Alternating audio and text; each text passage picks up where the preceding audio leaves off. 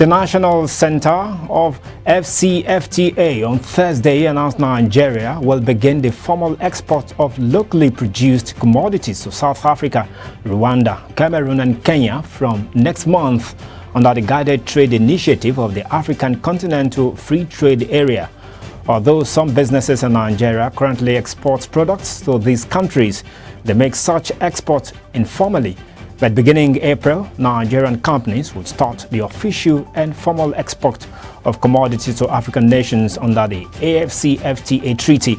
The African Continental Free Trade Area is a free trade agreement established among 54 of the 55 African Union nations, creating the largest free trade area in the world by the number of participating countries. Speaking on the sidelines of the Abuja Stakeholders Workshop on the AfCFTA Digital Trade Protocol on Thursday, the Executive Secretary, National Action Committee on AfCFTA, Olusegun Awolowo, told journalists that though trading under the main AfCFTA had yet to start, the Secretariat of the program had introduced the Guided Trade Initiative. Established in March 2018, the AfCFTA became effective on May 30, 2019, with a goal to boost intra-Africa trade, foster economic development, and create a larger, more competitive African market.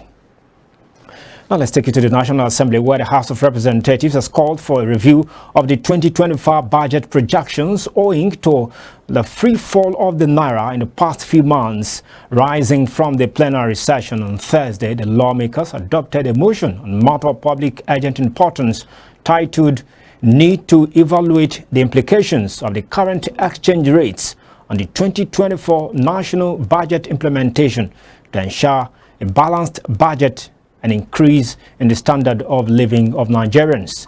The motion, moved by a member of the All Progressives Congress representing Kosofe Federal Constituency, Lagos State, Kafilat Ogbara, drew the attention of the House to the fluctuating exchange rate of the Naira to the dollar since the passage of the 28.7 trillion Naira 2024 budget by the National Assembly and the subsequent assent by President Bola Tinubu.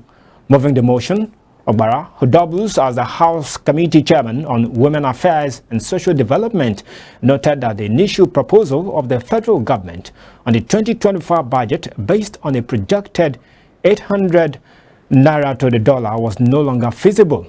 Worthy of note is though the Naira has witnessed improvement in value in the past few days. It exchanged for 1,488 Naira to the dollar in the official market on Thursday.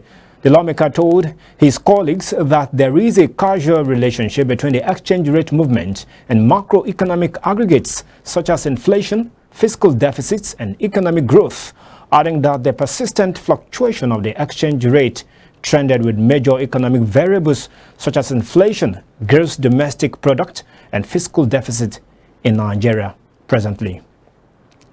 And as part of efforts to reduce the level of unclaimed dividends by investors in the capital market, the Securities and Exchange Commission (SEC) said it is intensifying strategies to shrink unclaimed dividends. The apex regulator started with the dual responsibilities of regulating and developing the Nigerian capital market, disclosed this to journalists on Thursday after a 3-day investors clinic it held in Yobe State to address complaints from investors in the region. Head of the SEC Zonal Office, Kano Danlade Mohammed, stated that the investor clinic was jointly organized by the Securities and Exchange Commission and the Gombe State Investment and Property Development Company to assist investors with unclaimed dividends and related matters. Mohammed said the 3-day exercise was aimed at creating awareness and enlightenment on e-dividend, dematerialization of share certificates, and direct cash settlement payment system, among other initiatives. It was also to handle inquiries and complaints from shareholders in Yobe State and its environs. Away from Yobe State now, the president of the African Development Bank, Akinwumi Adesina, has said that Africa imports between 70% and 80% of its medicines. Adesina stated this on Wednesday in Lagos while being honored with the Obafemi Awolowo Prize for Leadership.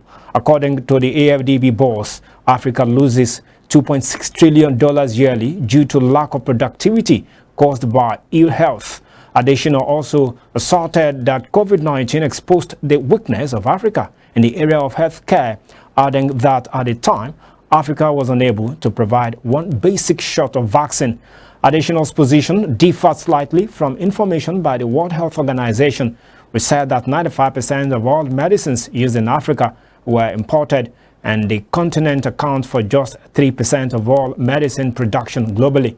According to a WHO report, COVID-19 pandemic have further exposed Africa's vulnerabilities in ensuring access to vital drugs, vaccines and health technologies, and more African governments view the supply of safe, effective and affordable medicines and vaccines as a national security issue.